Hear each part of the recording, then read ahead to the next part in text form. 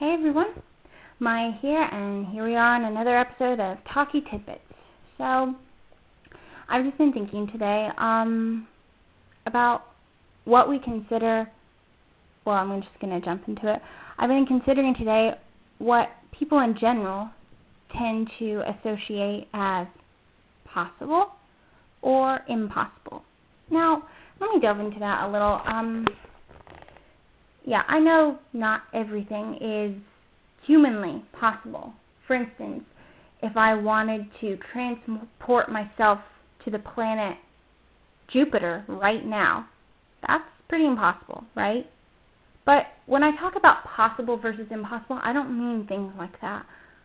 I mean impossible versus possible in terms of aspirations, in terms of dreams. So, let me give you an example. Up until a couple months ago, well, really up until a few years ago, I always associated becoming a published writer or a published author as something that is unattainable, impossible, right? Because it seemed, at least as I was growing up, it seemed that a lot of times when you thought of books that were published, so like think of any of the books that you might have on a bookshelf right now, or that someone you know might have, right, if you don't have a bookshelf.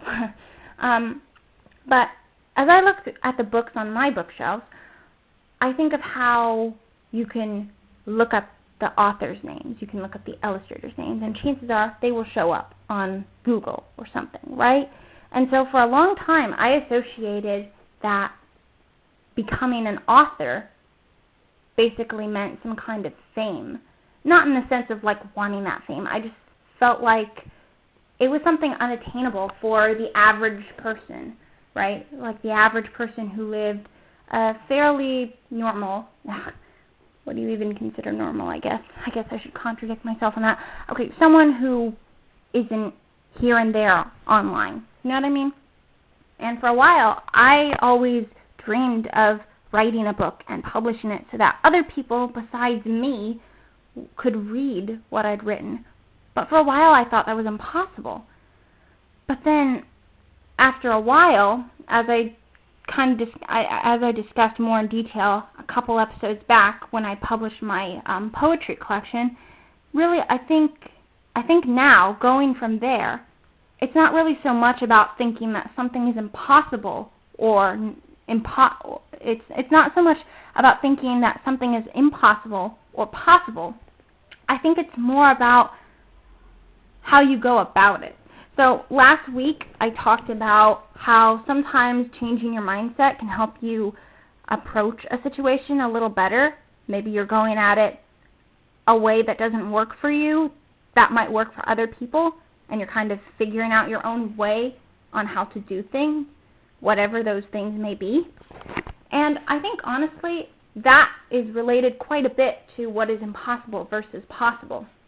I mean, I was just thinking, because lately my sister and I have been watching YouTube videos about Titanic and, different interesting facts from, like, National Geographic about what made it sink.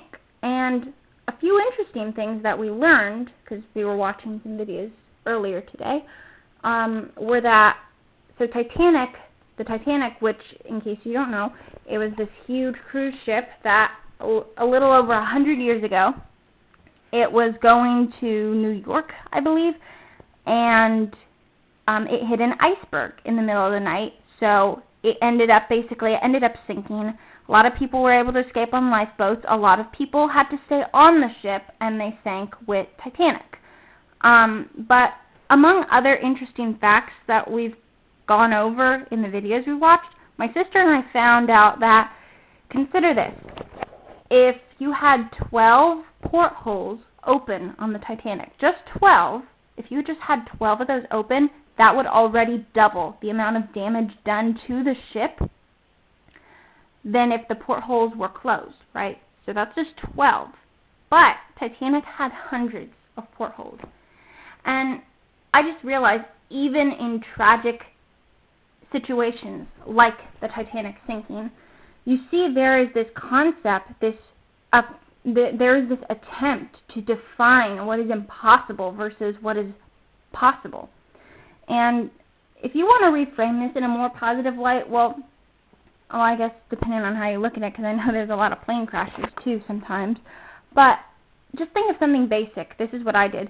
I thought of how the phrase, I want to fly, I want to be in the sky. Hundreds of years ago, that probably seemed really impossible because, as you know, humans can't fly, right, on their own.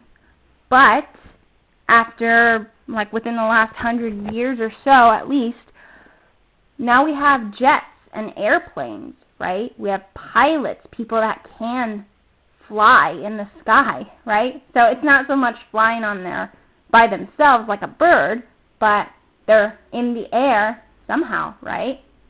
Or you consider astronauts that go into space, right? They're kind of experiencing that above ground feeling that a bird might have, right? So really, if you say that flying is impossible, then you really have to ask yourself, what do you mean by flying, right? Because if you're just talking about the concept of being above the air, then really it's not very impossible anymore, right? So I think when we try to define what is impossible versus what is possible, usually I think we start out with a very broad statement and try to generalize things. So take the writing example that I brought up earlier. So when I thought that it was impossible to become a writer, I was saying writing in general, but in reality I was secretly, subconsciously meaning to refer to writing as in, say, getting 1 million copies of a book sold, right? But when you look at that statement again and you actually define what it means, becoming a published writer, it just means getting your book out to the public in some way, regardless of how many copies you sell, right? That is technically just the basic definition of being a published writer. So technically, that itself is not impossible, right? And really, I think when we say things are impossible, I think a lot of times we tend to associate what is impossible with something that we feel is too difficult to do, right? So if you're a student and you're working on some really hard, I don't know, I'm just going to throw this in because I'm taking a physics class. Let's say you're working on some really hard physics homework, okay? And you say, this is impossible, right? It's not impossible. It's just hard to do, right? That doesn't mean it's not possible. And actually, this discussion reminds me of a quote I read before. I think it was by a famous actress back in the 1900s. I can't remember her name for the life of me right now, but I know it went something like, nothing is impossible because the word impossible says I'm possible. Because if you look at the first two letters of impossible, I and M, you can spell I'm with I and M. So basically rephrase the word impossible as I'm possible. So things are possible. And I think really it makes sense to look at things possibly as possible because, I don't know, I just think of the word possible and I tend to associate it with the word positive.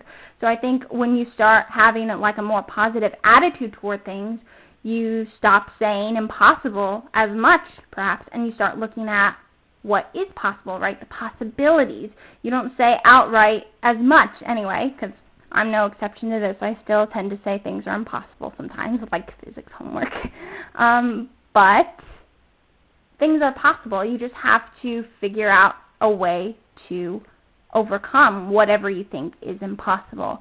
So for writing, it may be finding some way to, I don't know, self-publish a book.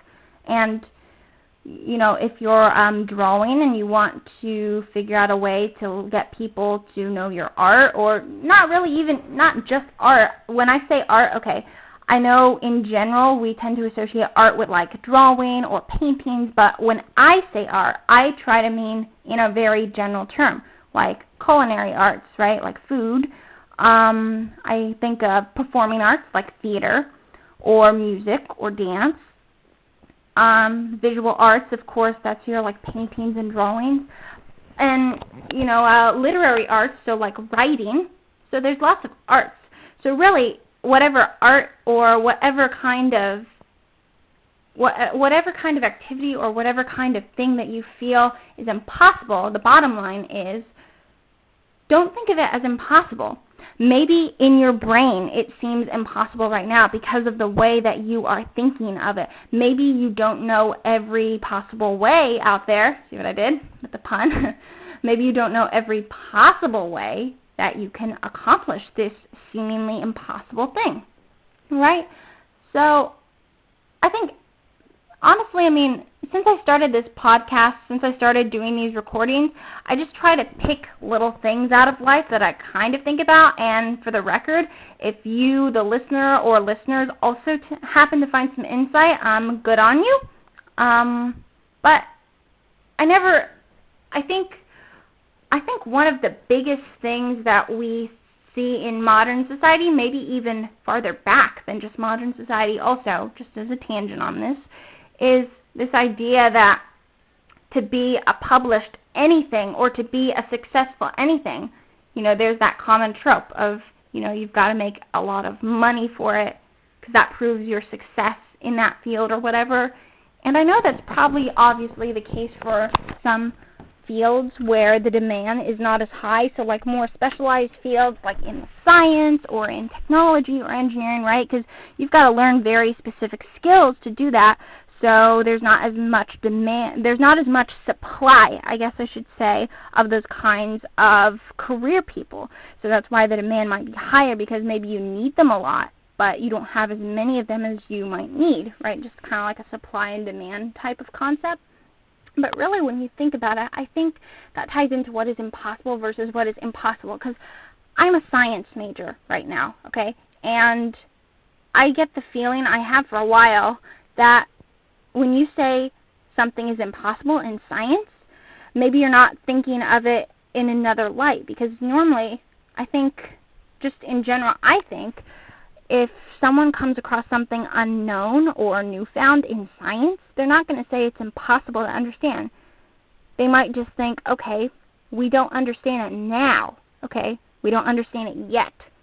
And I think that is the key with a lot of things in life, is when you say something is impossible, you are forgetting that it really is not impossible. It's just not possible yet, okay? So that yet indicates that you can become stronger or become wiser in whatever it is you're dealing with.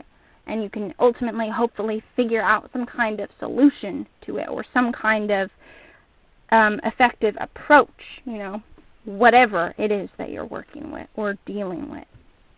And so for that reason, wrapping this recording up for today, I just want you to think about this.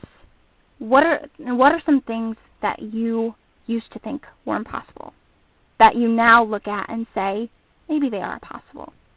And you know what? I've realized myself a lot also, that these don't even necessarily have to be things that you agree with or things that you are supportive of. I just mean in general, like generically possible versus impossible. Like,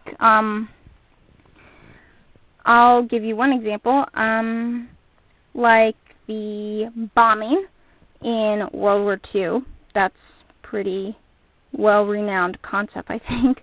I'm not going to dig into the details. I know there's a lot of, I think it's probably a topic that spurs a lot of debate even nowadays. But let me just say, I'll just paraphrase from something I read out of one of my Yu-Gi-Oh volumes. It was in the foreword to one of the volumes by the author Kazuki Takahashi. And I think he was basically talking about the war in the Middle East, because, the volume came out like the early 2000s. And he was saying, basically, in his foreword, he said that, in short, no matter who is involved, I feel that it is unnecessarily violent and morally wrong for violence among or upon anybody, no matter where they are. And that kind of struck me as interesting, because it's like Takahashi was not only considering, he wasn't necessarily considering the people or the nations that were involved in the war, but he was just considering like the concept of it as more like a moral truth, something that doesn't really change ever with time. And I mean, I know there's arguments for and against that kind of stuff a lot, obviously, but I'm just giving you an example. Like, when you think about what is impossible versus possible, it doesn't have to be stuff that you agree with. Like, when I think of the bombing in World War II, or even some of the violence that has happened overseas, I'm a bit of a pacifist at heart. I don't support violence of any kind. Honestly, to be honest, well, no, I shouldn't say to be honest, because it's kind of a weird statement. I was watching a comedy clip the other day where the comedian was saying that to be honest is one of the weirdest phrases in English, because it's like, so you haven't been being honest up until now? Anyway, but, okay, when I think about it, I'm still amazed. I'm not supportive of, but I am shocked that humans are able to do these kinds of things. And I don't just mean in a mostly positive light, like with science and technological developments. I mean like with weapons development, right? Military forces. I don't support the violence that results from those sorts of things, but I am surprised nonetheless at how possible it is for those kind of things to become reality, right? I mean, all the advanced technology and all that stuff, I mean, these are things that I think people hundreds of years ago could never have even comprehended would exist in today's world. And so when we think about what is possible versus impossible, perhaps we need to flip the coin and look on the other side of the impossible, right? So as I leave you off today, think about this. As far as your own dreams, as far as your own aspirations, even if they're just like basic dreams or aspirations, I don't really know if that's even possible. But next time you catch yourself saying that something is impossible, if it's like something you really want to consider doing in the future or now or work out, whatever, just think to yourself, maybe it's not possible yet, okay? Don't say it's impossible necessarily. I'm sure there are exceptions to this kind of situation, but just in general, try saying, instead of it's impossible, try saying it's just not possible yet, right? Because a lot of amazing inventions that we have today, like notebooks or sticky notes, those were probably things that hundreds and hundreds and hundreds of years ago people thought would be impossible to create. I mean, if you go back far enough in time. So, just believe in what others may see as impossible, because you never know, one day in the future, you could end up being the one that makes the impossible possible. So next time, I'm Maya, and this has been Talky Tidbits out.